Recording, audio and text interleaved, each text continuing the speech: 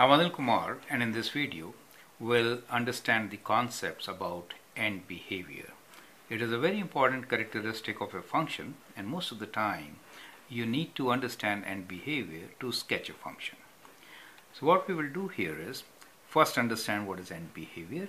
It really means to understand how the graph of the function behaves when x is a large value. So that is the end behavior. When we say large, it could be either positive or negative when x is a large value. So that is what it is. Now infinity is supposed to be the largest value which we can approach. We can never be there, and therefore we also use a term that is to say what happens to y value as x approaches negative infinity, right? So what happens to y values, that decides the end behavior when x approaches negative infinity. And we also look for what happens to y when x approaches positively large value, written as positive infinity, right? So these question marks actually give us the end behavior of the function. We can find end behavior from the equations also, but first we will look into few graphs and then write down their end behavior. Let's take few examples. One of them could be, let me sketch them here. Okay, so I'll take two examples here. So I'll sketch and we will try to understand what the behavior is for these functions. So let's begin with a very simple example, a straight line. So as you see, a straight line, when x, this is x positive, this is x is y positive. So from the graph we can say as x approaches negative infinity, that is this side, y approaches negative infinity also. That becomes the end behavior. And when x approaches positive infinity, y approaches positive infinity, right? So that is the end behavior for this particular function. Now if I take another function which is kind of a parabola, let me sketch one kind of like this. Now in this case what we see is that when x approaches negative infinity, then y approaches negative infinity, and even when x approaches positive infinity, y approaches negative infinity. So going downwards. So that is what we mean when we say end behavior. What happens to the graph? It is approaching what value? So this is what it is approaching, right? Let's take few more examples. Now in these examples we saw that the graph is increasing to a very large positive or negative value, correct? Now in this particular case which I am taking, the graph of the function is actually approaching a value. So let us say we draw a graph of 1 over x. So what we find here is that the graph of the function approaches x-axis, that is y value of 0. So in this case we can say when x approaches minus infinity, y approaches 0. Maybe from lower sides we sometimes write 0 negative.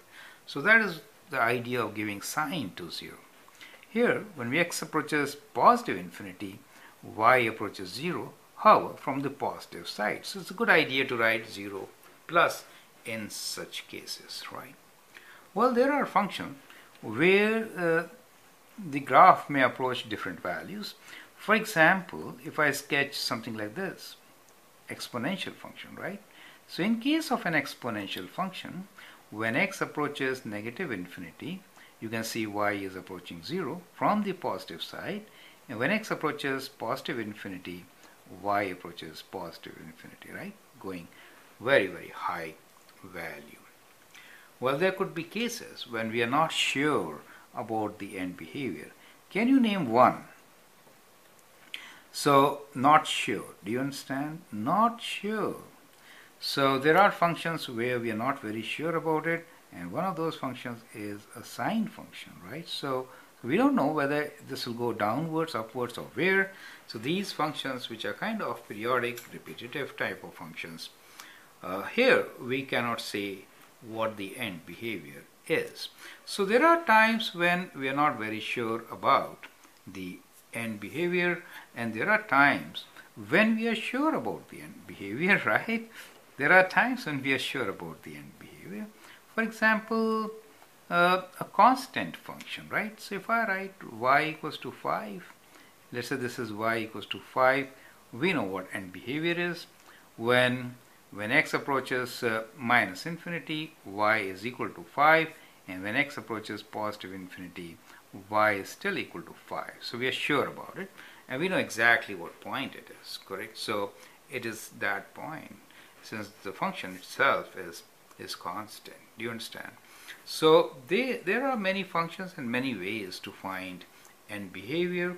In the coming videos, we will explore more about them. And let me give you some more examples just to complete this here, that there are functions which may have only one side of end behavior. For example, square root function, right? So since the domain is restricted, so we can write what happens to the function when x is approaching negative infinity. In this case, we only consider what happens to the function when x is approaching positive infinity. We know y is approaching positive infinity. So that gives you whole array of examples, correct? Now here's a test question for you. I'll just sketch a graph, and then you need to write down the end behavior of this particular function, right? So we have a function kind of like this. I'd like you to write down the end behavior of this function, which is a cubic function, okay, of odd degree.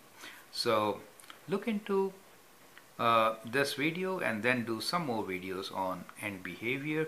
We'll consider end behavior from equations in the coming video. Thanks for your time and patience. Check out few more videos to practice and learn more. Thank you and all the best.